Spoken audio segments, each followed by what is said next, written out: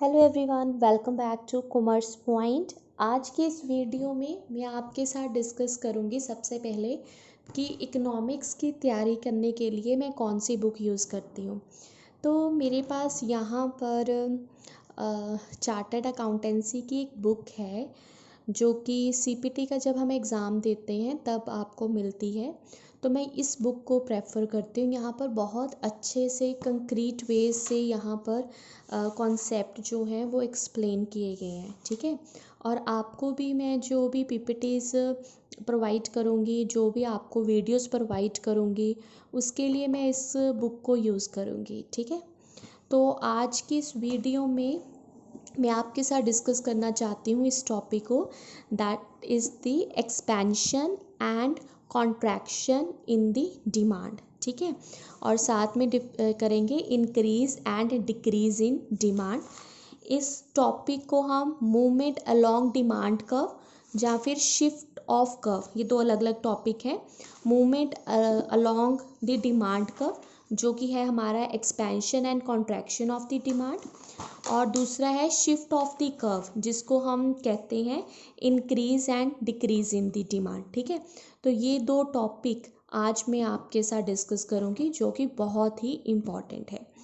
कोशिश करूँगी कि इस तरह से करवाऊँ कि आपको बहुत आसानी से ये याद भी हो जाए।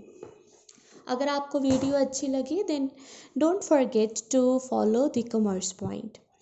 सबसे पहली बात तो आपको ये टॉपिक समझने के लिए लॉ ऑफ डिमांड के टॉपिक की कंप्लीट नॉलेज होनी चाहिए।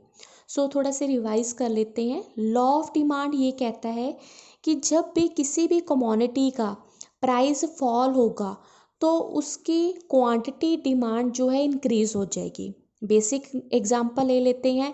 मान लीजिए कि मैंने मैंगो बाय करना है, तो मैंगो जब उसका नया नया सीज़न होता है, मार्केट में अभी आया ही होता है, तो काफ़ी एक्सपेंसिव होता है।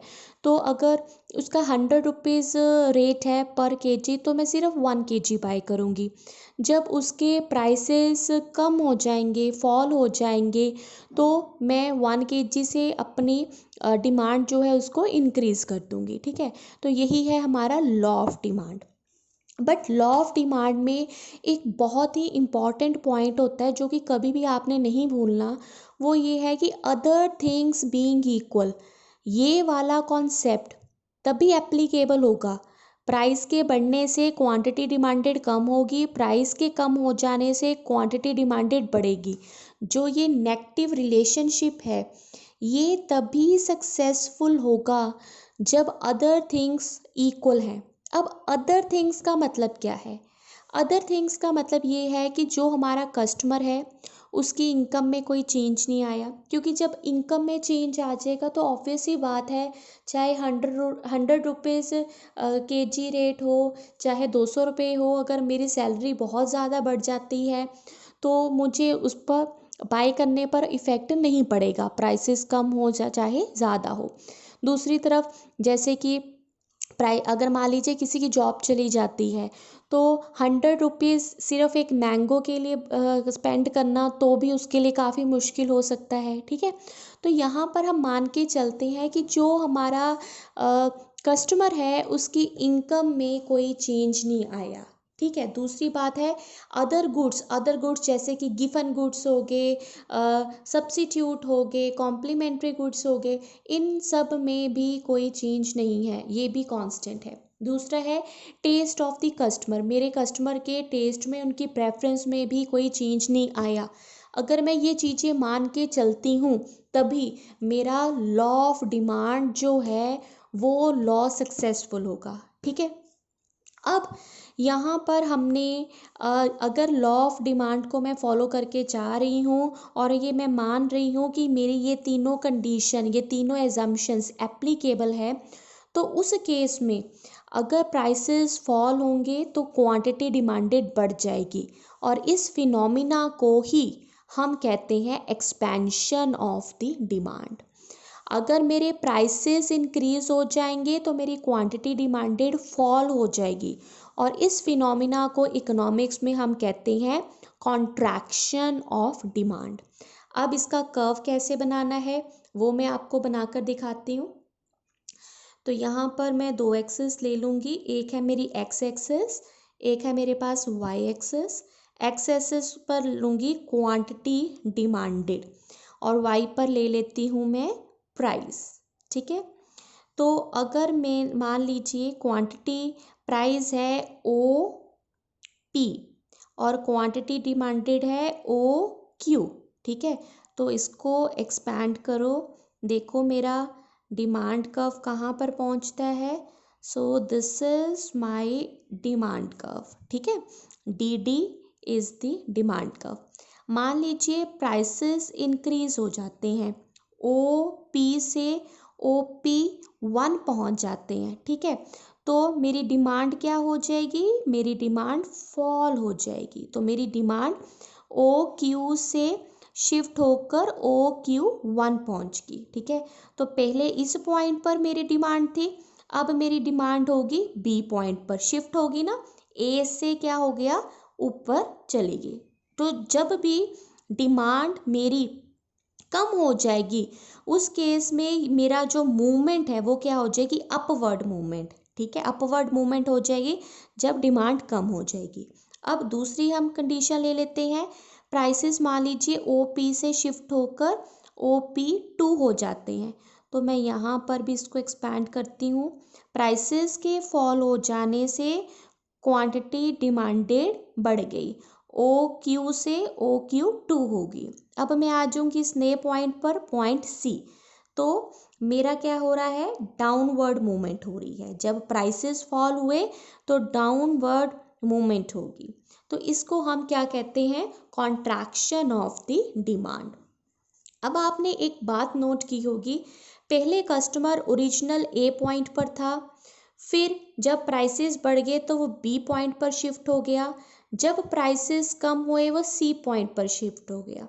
लेकिन डिमांड कर्व जो है वो सिर्फ एक ही बन रहा है, डी डी डिमांड कर्व।